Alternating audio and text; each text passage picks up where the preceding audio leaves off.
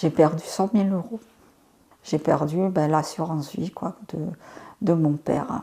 Pendant des mois, Mélodie a cru avoir rencontré l'homme de sa vie sur Internet. Elle ne l'a pourtant jamais vu en vrai.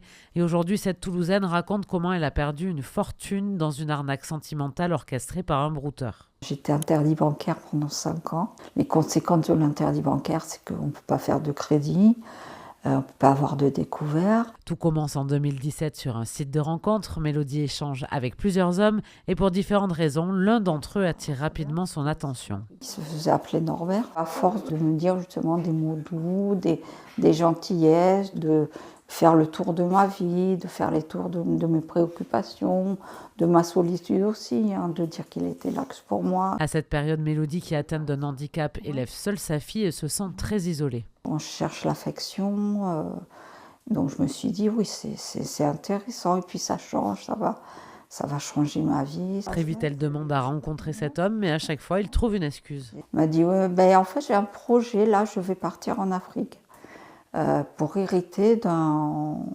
pour avoir l'héritage de mon père qui avait un navire. Le scénario paraît improbable, mais l'escroc sait exactement comment maintenir son emprise. Quand on est installé dans l'histoire, parce que avant de partir, ça n'a pas duré 3 jours et puis il est parti. Ça a bien duré 1 mois en me disant oui, mais je vais revenir, ne t'inquiète pas, on va hériter, enfin on aura une grosse fortune. Donc moi, après ça, j'ai cru à cette histoire-là. Puis viennent les premières demandes d'argent, d'abord quelques centaines d'euros, puis davantage, toujours avec la même promesse, tout sera remboursé. À l'époque, j'étais au chômage. C'était énorme pour moi, quoi. Je lui ai dit non, je ne peux pas. Dans un premier temps, après quelques temps de réflexion quand même, j'ai dit j'ai une assurance vie, effectivement. Alors c'est mon père qui me l'a donné, cette assurance vie. C'était pour moi et pour ma fille. Petit à petit, Mélodie puise dans ses économies, des retraits qui deviennent de plus en plus fréquents. Je faisais des virements par MoneyGram et par Western Union, ce qui laisse aucune trace nulle part. J'y allais à reculons, quoi. Mais j'étais dans un état de stress aussi, parce que par rapport à cette histoire-là, que je ne voulais pas arrêter parce que il y avait des sentiments, comme je vous dis, que je croyais sincères.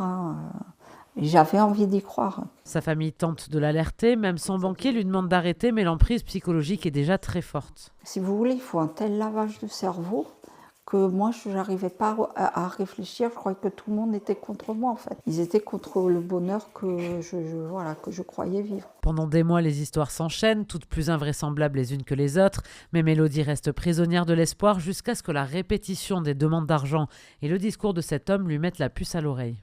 Il m'a même dit qu'il connaissait Obama, qu'il connaissait même Macron.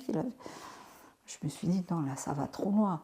Il faut que je reprenne, il faut que je fasse quelque chose. Ça ne peut pas durer toute la vie. Je ne vais pas faire des transactions éternellement. Avec l'aide de sa famille et d'une association spécialisée, elle reprend peu à peu pied dans la réalité. À force qu'on me dise, non, c'est faux, ce qui arrive, ça ne peut pas être la réalité. Je me suis dit, non, ils ont tous raison, quoi. Il faut que je me sorte de ça. Quand l'arnaque s'arrête, les dégâts sont immenses, financiers, psychologiques et même physiques. Ça a été un désastre financier et sentimental, quoi. Je dormais plus puisque j'avais Skype, donc je devais dormir 4 heures par nuit. J'ai développé un cancer parce que le corps et l'esprit sont reliés. 9 ans plus tard, Mélodie continue de se reconstruire. Pour tourner la page, elle a décidé d'écrire un livre et surtout de témoigner parce qu'elle refuse que d'autres vivent le même cauchemar. Si je peux en sauver quelques-uns, si je peux faire prendre conscience que quand il y a des histoires comme ça, il faut pas s'accrocher parce que ça mène à rien. Comme beaucoup de victimes d'arnaques sentimentales en ligne, Mélodie a porté plainte, mais retrouver les auteurs souvent installés à l'étranger et agissant sous de fausses identités reste particulièrement difficile. Le premier réflexe à adopter, ne jamais envoyer d'argent à une personne rencontrée uniquement sur Internet. L'association Aven Europe, à laquelle mon frère a fait appel, et que j'ai consulté par la suite. J'ai consulté le site internet. Il y a de 7 000 à 8 000 brouteurs par jour. Et quand je suis arrivée au commissariat, j'ai pleuré parce que j'avais jamais été dans ces histoires-là, quoi. Et je voulais à tout prix en sortir et je ne savais pas. Donc j'étais très triste devant le policier. Il m'a dit, mais ne vous culpabilisez pas, hein, le brouteur, c'est un métier. Je me suis considérée comme une victime, mais maintenant, il faut passer à autre chose. La Dépêche.